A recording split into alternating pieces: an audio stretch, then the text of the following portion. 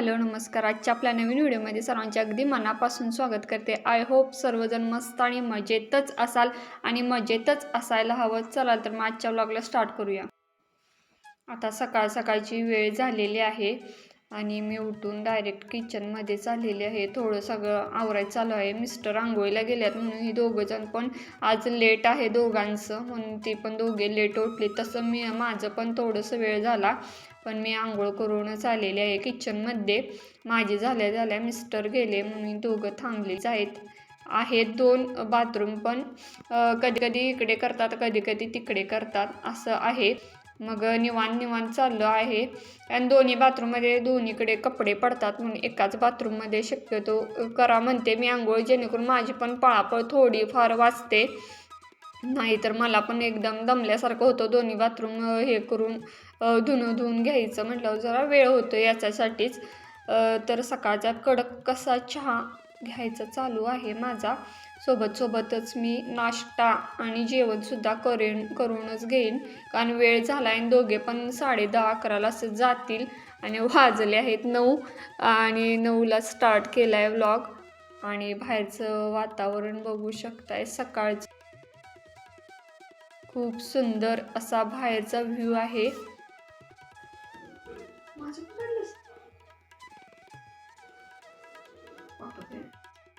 वाटाणे आणून ठेवले होते, मी दाखवलेच होते परवा. आणून ठेवले, फ्रीजमध्ये ठेवलेले होते तसेच. म्हटलं आता वेळ आहे तर ॲटलिस्ट 4 पण वाजल्यात. आता ते वाटाणे सोलायला आता घेणार, जेणेकरून दुपारची अशी थोडी कामं केली की संध्याकाळी किंवा उद्या सकाळच्याला वगैरे असं मला ते वाटाणे येतील वापरायला. म्हणून मी आत्ता असं सोलायला किंवा भाज्या वगैरे असतील तर नीटवाट करायला घेते 4 ते 6च्या टायमिंगमध्ये. 6 नंतर दिवाबत्ती झालं की मी स्वयंपाकालाच घालते. आणि आता वाटाणे वगैरे सोलून झाले की मी लगेच भांडीसुद्धा घासून घेईन 5ला. संध्याकाळी 6 नंतर मी काय भांडी घासत नाही ना, आमच्यात संध्याकाळची घासलेली भांडी आवडतसुद्धा नाही, त्यामुळे संध्याकाळचं शक्यतो भांड्याचं काय नसतंच.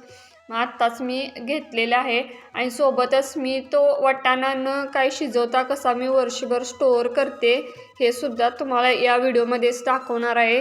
वर्षभर वाटाणा कसा आपण टिकवू शकतो किंवा वापर त्याचा करू शकतो, तसं थोड्या बॅचेसमध्ये केला की बरं पडतं. न शिजवता किंवा त्यात प्रिझर्वेटिव्ह न घालता कसा स्टोअर करायचा आपल्याला घरगुती विविध पदार्थ वापरण्यासाठी, किंवा वर्षभर वेगवेगळे पदार्थ मटार पनीर, मटार सब्जी अशी बनवता येते, किंवा आलू मटार वगैरे सुद्धा बनवता येतो. ऐन वेळेला कसं भाजी नसली वगैरे तर अशा पद्धतीनं आपल्याला त्या भाज्या वेगवेगळ्या पद्धतीने करता येतात. त्यासाठी मी स्टोअर करत असते, तेच तुमच्याबरोबर आज शेअर करणार आहे. तर 1 किलो वाटाणा इतकासा असा छान निवडून सुद्धा झाला आहे. सोबत वेळ होताच म्हणून मी मेथीची भाजी करणार आहे. तर त्यातल्या 2 पेंड्या होत्या, 1 पेंडी मी आता निवडून घेतली. आणि निवडायला बसायच्या अगोदरच मी ते कणिकसुद्धा मळून ठेवली होती आणि भात पण शिजायला टाकला होता आणि इकडे डाळ पण ठेवली होती. आणि असंच मी नियोजन करते, इकडे वरती लावते आणि मग खाली बसते, जेणेकरून लक्ष पण राहतं इथल्या इथे नीटवाट करेपर्यंत. तर सोबत होतात आणि मॅनेजमेंट असं पद्धतीने नियोजन केलं तर आपला भरपूर वेळ वाचतो. तर हा माझ्याकडे कंटेनर आहे बघा, परवा आणलं होतं काहीतरी पार्सल त्यातून, आणि तसेच ठेवते. आणि पूर्ण व्यवस्थित तो कंटेनर हवा म्हणजे टाईट राहते, किंवा हे म्हणतात एअर टाईट कंटेनर, त्या टाईपमध्येच आहे. तर त्यात मला जेवढा पाहिजे तेवढा काढून घेतला आणि जो काय एक्स्ट्राचा आहे त्यामध्ये तर घालून मी बघा फ्रीझरमध्ये वरती ठेवणार आहे, जेणेकरून केव्हा लागेल आता ह्या पुढच्या 7-8 महिन्यात तेव्हाच मी काढेल. आणि जे आता माझ्याकडे या सुगीमध्ये वाटाणे आणतील तेवढे सोलून अशा कंटेनरमध्ये भरून मी आता फ्रीझरमध्ये ठेवणार, जेणेकरून मला आयत्या वेळी सुद्धा काढता येतील. आता इकडे मूग डाळ मी घेतल्या भिजत घालण्यासाठी, आणि थोड्या वेळाने मी भाजीला फोडणी घालेल आणि संध्याकाळची दिवाबत्ती आहे.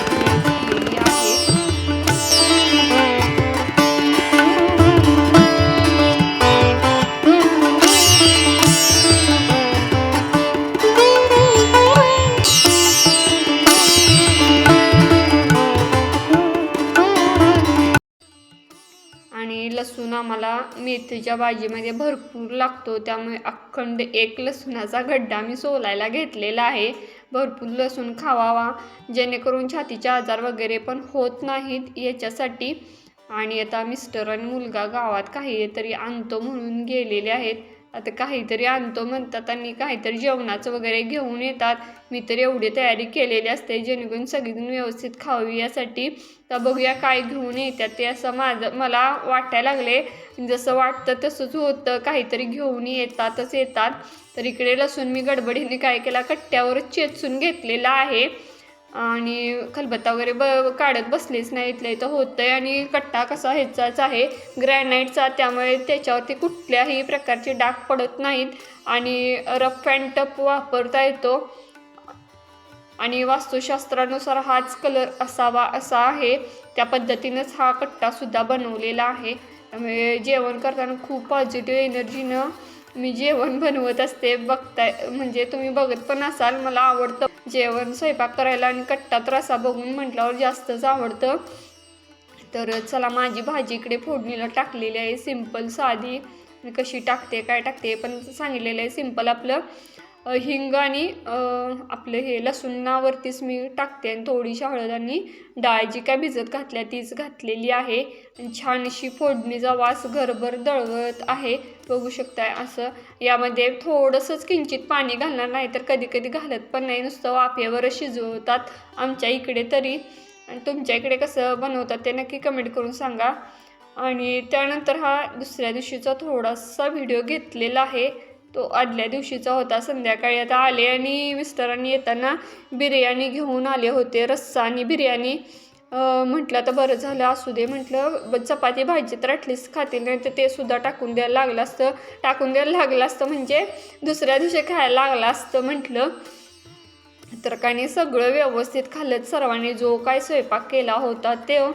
आणि सकाळपासूनची सगळी माझी इथे कामं झाल्यानंतरचा हा व्हिडिओ आलेला आहे, कारण फक्त क्लिनिंगच राहिलं होतं. सकाळीपासून भरपूर मी वर्क केलं, ते आता पुढच्या व्लॉगमध्ये मी दाखवेनच आणि सांगेनसुद्धा काय काय केलं.